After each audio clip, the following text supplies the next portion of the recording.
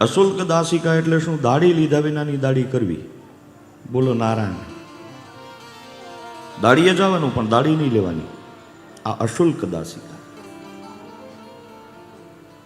હે નાથ, તમે અમારા સ્વામી છો.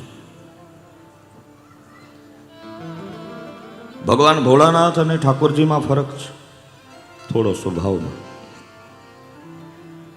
ભગવાન ભોળાનાથને તમે તમારો 1% આપો ને તો ભોળોનાથ રાજી થઈ જાય છે, અને આને તમે 99.99 આપો ત્યાં સુધી રાજી ન થાય.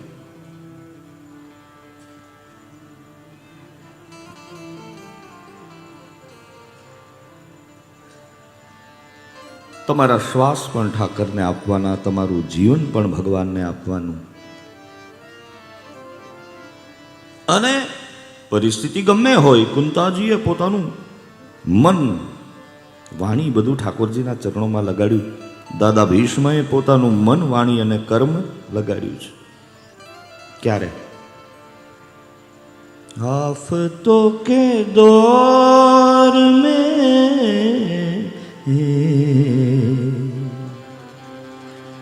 आफतों के दौर में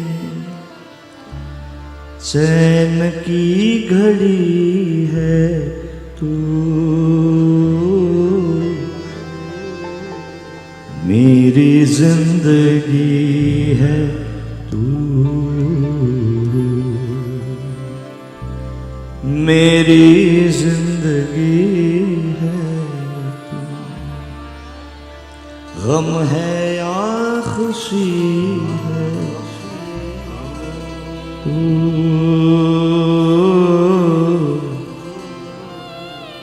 मेरी जिंदगी है तू, मेरी जिंदगी.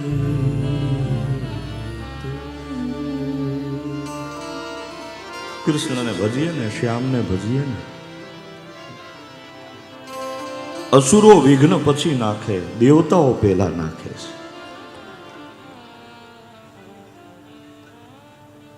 જ્યારે કોઈ જીવ ભગવાનને મળવા જાય, એના ડગલામાં અસુરો પછી વિઘ્ન નાખે, પેલા દેવતાઓ નાખે. હું કામ? જો આ ભગવાન સુધી પૂગી ગયો તો માયાને અડશે નહીં. પછી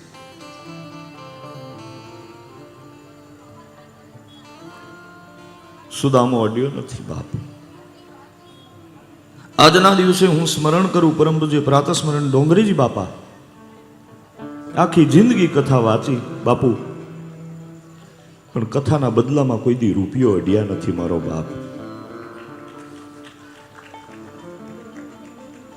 મારા પૂજ્ય ગુરુદેવ પૂજ્ય ભાઈશ્રી આટલી કથાઓ કરે.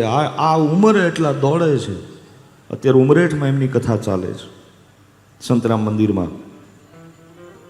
પણ એની ક્ષણે ક્ષણ બાપુ સનાતન ધર્મની રક્ષામાં લાગેલી છે.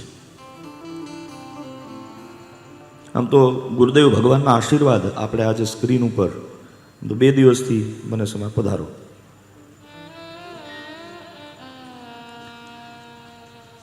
અમારી પરંપરાને, ભાગવતી પરંપરાને, અને હું આજે જેમને સ્મરણમાં લઉં પરમ પૂજ્ય જીવરાજ બાપા અને એના દિવ્ય આશીર્વાદ સ્વરૂપે આપણી વચ્ચે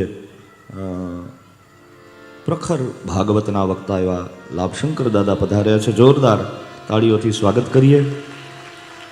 પધારો ખુમાણ. એક ક્ષત્રિયનો દીકરો, એક શીલવંત ક્ષત્રિય કેવા હોય. મેં કીધું ને બાબરિયાવાડ પંથક છે, અને એક બ્રાહ્મણના વચનને જેને ઉપાડી લેતા આવડે એવા.